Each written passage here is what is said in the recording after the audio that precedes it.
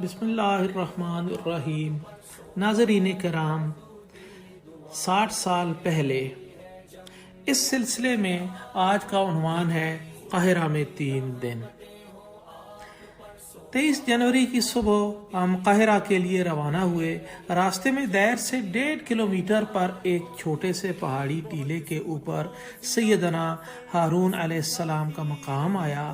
یہ پہاڑی اس وادی میں واقع ہے جس میں سامری نے گوشالہ بنا کر پیش کیا تھا اور بنی اسرائیل نے اس کی پرستش شروع کر دی تھی، اور یہ وہی مقام ہے جہاں حضرت موسیٰ علیہ السلام نے طور سے واپس آ کر حضرت ہارون علیہ السلام سے مواخذہ کیا تھا۔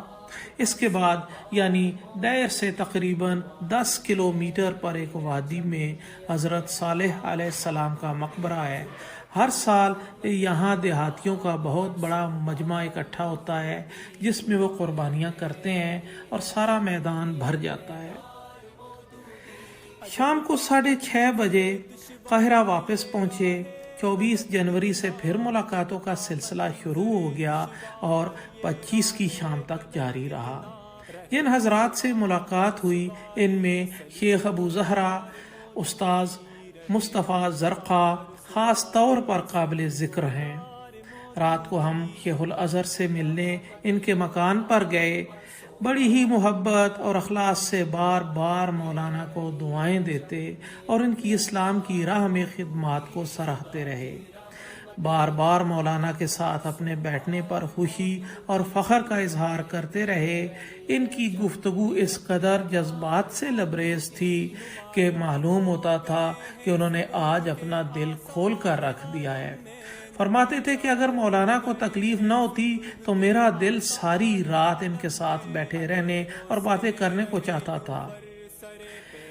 قاہرہ سے واپسی پر شیخ ابو زہرا، مصطفیٰ زرقا، محمود محمد شاکر اور بہت سے دوسرے اہل علم حضرات نے تصنیفات کا ایک سیٹ مولانا کو بطور ہدیہ پیش کیا۔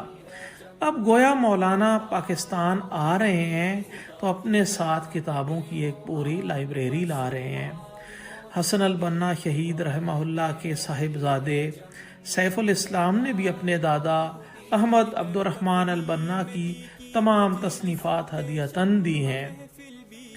25 جنوری کی رات 10:30 بجے ہم لوگ قاہرہ سے بذریعہ ہوائی جہاز دمشق واپس آئے۔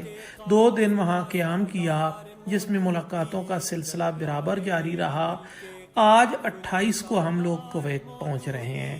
کویت میں ہمارا ارادہ 3-4 دن ٹھہرنے کا ہے۔ اس کے بعد مولانا اور چودھری غلام محمد صاحب غالباً 2 یا 3 فروری کو بذریعہ ہوائی جہاز کراچی پہنچ جائیں گے۔ میں سامان کی وجہ سے ہوائی جہاز کے بجائے بحری جہاز میں سفر کروں گا۔